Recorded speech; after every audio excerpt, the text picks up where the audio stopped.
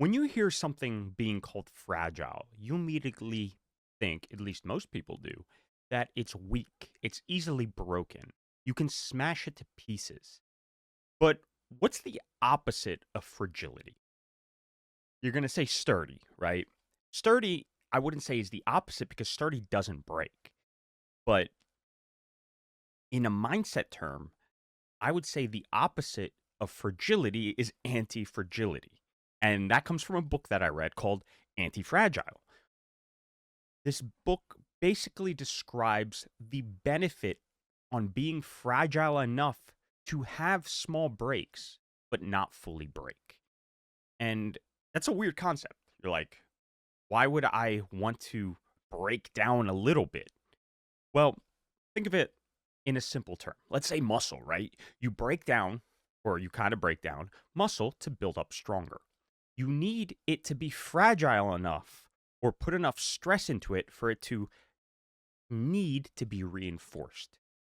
And it needs that force to break it just enough where it understands that I need to get stronger. That also applies to all of us in our lives. Sometimes we are afraid of taking leaps, taking risks. Um, we try to figure out what is the best optimization of our life, right? We try to micromanage everything to perfection. And that, sadly, sometimes removes the chance of learning by mistake, messing up, failing. Those things make you stronger over time. They create that fragile environment into a strong, robust environment that has formed because of those small breaks. If you are afraid to take failure as an option, then you are afraid to grow in a sense. Because the only way to learn from something and not do it again is to experience it. You experience falling down. Good example. It's cold over here. If there's an ice patch and you don't know about it, you can be walking and all of a sudden you slip and fall. Now you know the second time, hopefully, where exactly that ice patch is.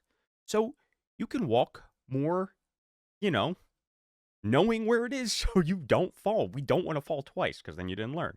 So now that you know where that patch of ice is, you're going to be more mindful when walking across it. You're going to try to avoid it.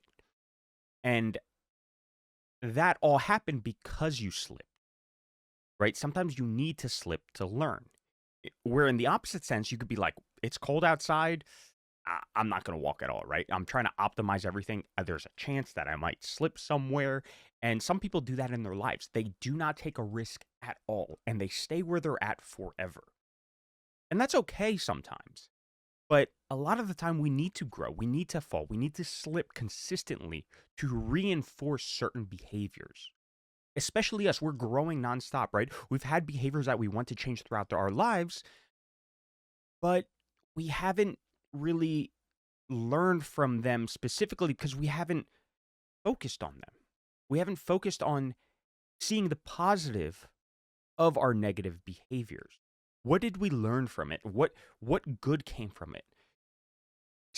Like, some foods we know we can't be around because when they're in the house, we crave them. And when they're out, we don't worry about them. But you would never find that out unless you had that fragile moment in your life. Doing this consistently over and over again leads to, like I said, a more robust, resilient version of yourself, growing over time more and more.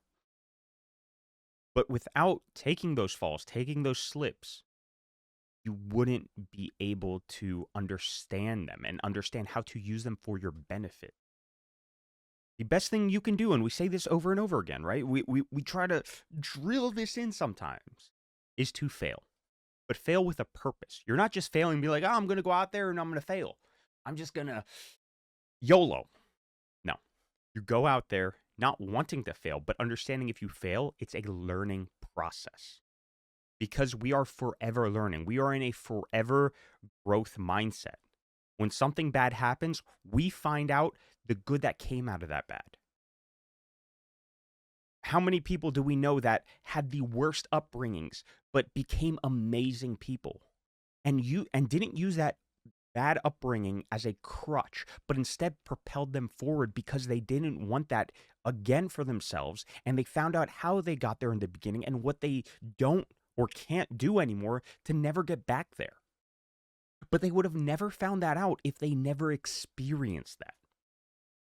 So when we're going throughout life, we want to manage as much as we can, but we don't want to be scared of failing because don't want to be fragile.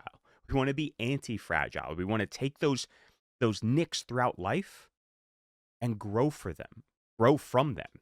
Glue them together so they don't break in the same pattern, and we don't have to worry about that certain area of our life being a problem again because we've experienced it once. So going forward, let's take calculated risks, right? We're not, like I said, we're not just jumping into things without thinking, but we're jumping into things with the expectation of growing. And that can be from succeeding or failing, because you can always grow from something if you want to. You must be mindful about it, and you get better along the way. So remember, this whole process is just becoming better every single day, week, month, and year. Because over time, as long as you put the effort in to get better, no matter what happens to you, you will get better.